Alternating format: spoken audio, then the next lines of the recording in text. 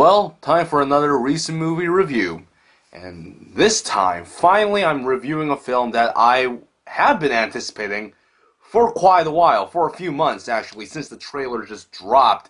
And I was like, oh my god, there's gonna be a Kurt Cobain documentary? Finally! And it's actually approved by the family. You know? And like almost every single teenager in the world, I do love Nirvana. I know it's cliched.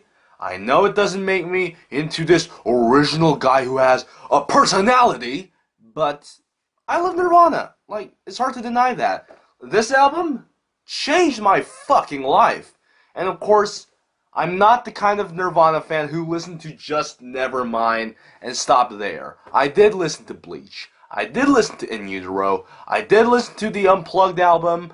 I listened to the Reading Festival. I watched the Reading Festival on video. I listened to Incestitide. I listened to Hormoning. I've basically listened to every single recording I could find when it comes to Nirvana. That's how much I love the band. And I want to see a film that portrayed Kurt Cobain as he is. Most documentaries about Nirvana at this point in time that are out, except Montage of Heck, are usually very conspiracy theory oriented, or it tries to make Kurt Cobain into a myth.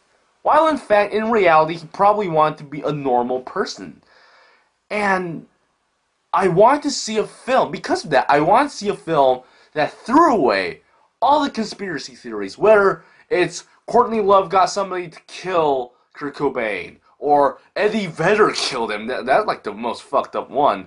And I wanted a film that showed Kurt Cobain as he was, as a human being, not this mythical god, just a guy. I want to see not Nirvana, I want to see Kurt Cobain.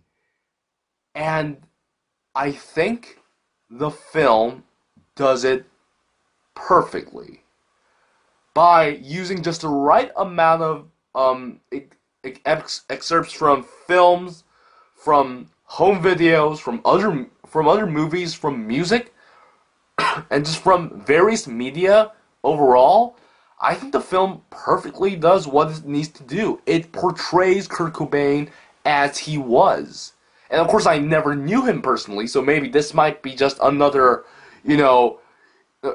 just exploited image of him, but if I'm not knowing him, this really feels like the closest thing I will ever get to an actual documentation of his mind.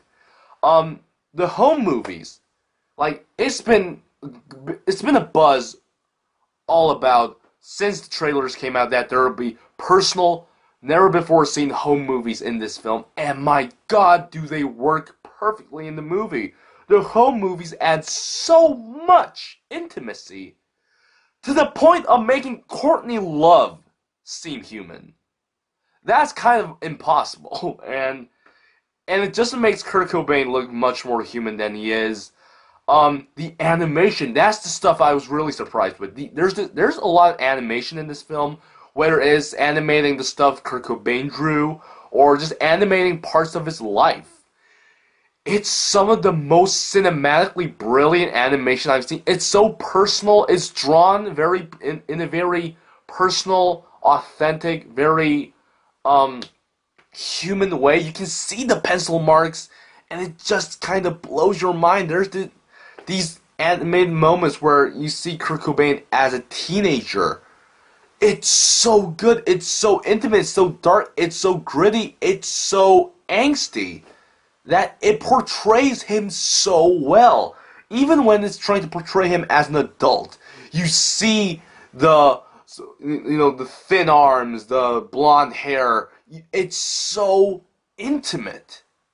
Every single thing about this film, it tries to portray Kurt as he was, and by doing that, it makes the film so much more intimate than it could be. It goes beyond intimacy. And of course, the music. My god. I have to admit, it's been a while since I listened to Nevermind from start to finish, or any Nirvana album, because I've been listening to other stuff. Nirvana was definitely more of an early level of music listening for me. And there's this choir version of Smells Like Teen Spirit in the middle of the film, and it's really, really haunting. It's really dark. It really makes you realize how good the song is. And, every single song in this film just blows your mind. You remember how good these songs were. Serve the Servants, Molly's Lips. There was also the Shocking Blue song, Love Buzz. And they play Drain You, they play Breed, they didn't play In Bloom though, that's kind of sad, but they play all these classic songs and you just listen to them and you just go, yeah, fuck yeah, Nirvana was awesome. Nirvana is still awesome. But especially that choir version of Smells Like Teen Spirit also adds intimacy to the film because of its very bleak atmosphere. And I love the interview moments because they isolate the music. They isolate everything. You just hear the person. And what I love about that is that also it adds more intimacy. And what I love about the interview moments also is that they only chose people who knew him personally. His mother, his sister, his ex-girlfriend, and of course Krist Novoselic and Courtney Love. It's kind of weird that Dave Grohl is not in this film, but maybe he has some problems with Courtney Love again. Although I heard they apologized to each other at the Rock and Roll Hall of Fame. Who knows, maybe there's still more beef, but you see only people who knew him. And that makes it so much more effective because they isolated all the people who would treat him as a god, who would treat him as this legendary human being. And that's not the point of this film. The point of this film is to make Kurt Cobain seem human as possible. And to do that, you need to get people who knew him. Because people who knew him knew that he was just another guy. Talented, yes, but he was just another guy. And that's the point of this film. And I love the fact that the filmmaker knew that point.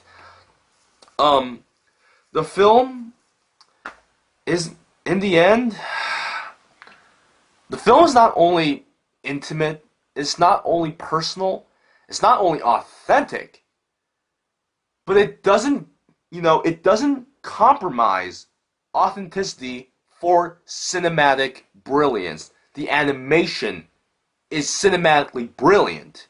And maybe not the most authentic thing in the world, but it adds intimacy because the subject matter of the animation is still very intimate to the film. And of course the other actual authentic and intimate moments just adds more intimacy.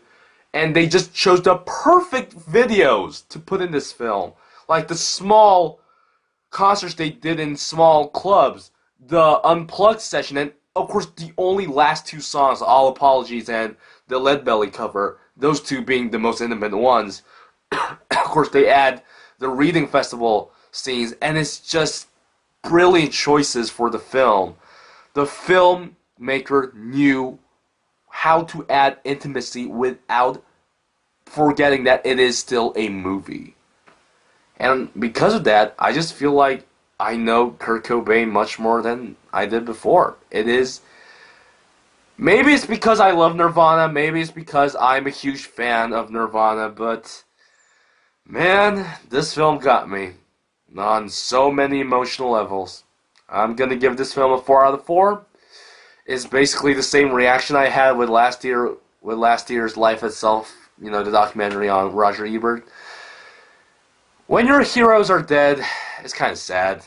But you have films like these to remind you that not only were they your heroes, not only were they great, not only will they never be forgotten, but they were human beings like you. Kurt Cobain, Montage of Heck, 4 out of 4. Bye.